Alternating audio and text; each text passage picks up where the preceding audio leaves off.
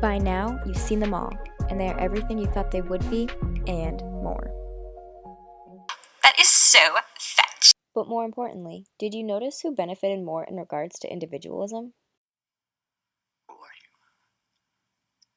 Who are you? Gender, sexuality, and race all factor into our identities, but according to dominant narratives, one's identity can decide whether or not they gain mainstream media's conventionally defined success. So how do these characters gain conventionally defined success? According to Bowman, women must conform to standard measures of beauty in order to attract men. Cue the makeover scene.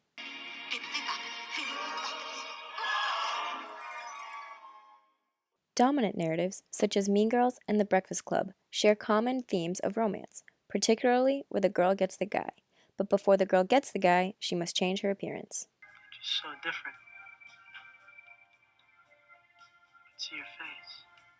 While girls limit their expressive individualism down to their appearance, men get to objectify women while also expressing other aspects of their identity, such as academics, sports, and friendships. Within this dominant romance theme, a homosexual relationship ceases to exist, and if another sexuality is being represented, then that character is used as a comical relief. For instance, Damien from Mean Girls plays the role of a funny, stereotypical gay best friend. He is over-feminized and desexualized because he has no love interest pursuing him.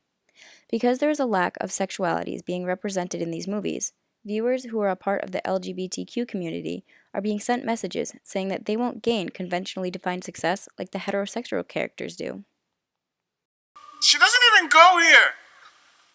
Similar to homosexuality, there is limited representation of race and ethnicity within these dominant narratives. The Breakfast Club has absolutely no other race represented in the film. As for Mean Girls, Principal Duval is one of the few characters who didn't fade into the background. Hell no, I did not leave the South Side for this.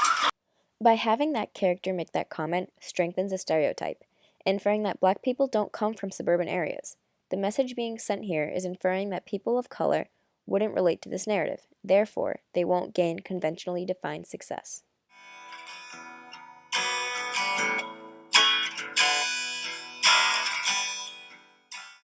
Opposite to Mean Girls and The Breakfast Club, the movie Pariah serves as a counter-narrative.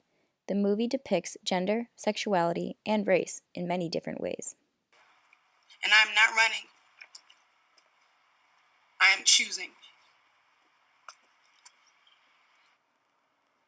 Running is not a choice from the breaking. Breaking is freeing. Broken is freedom.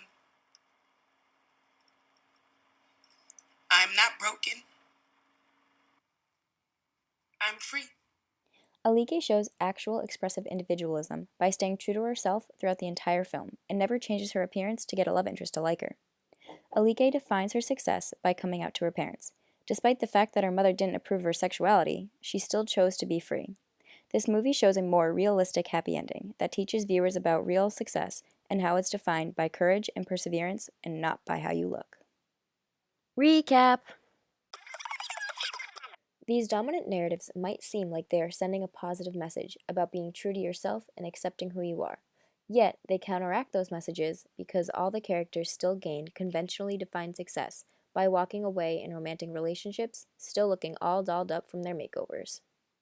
The poor and limited representation of gender, sexuality, and race harms those who can't relate by making them feel like they don't matter in society and causes them to have identity issues. In the end, Katie Heron and the 5 students from The Breakfast Club benefited way more in regards to individualism because they all gained conventionally defined success. Those who benefited the least are characters who don't gain conventionally defined success, such as the ones who are gay or a race that's other than white. Alige still gets a happy ending at the end of Pariah, but unlike the dominant narratives, not all of her problems were solved by a makeover and getting the guy.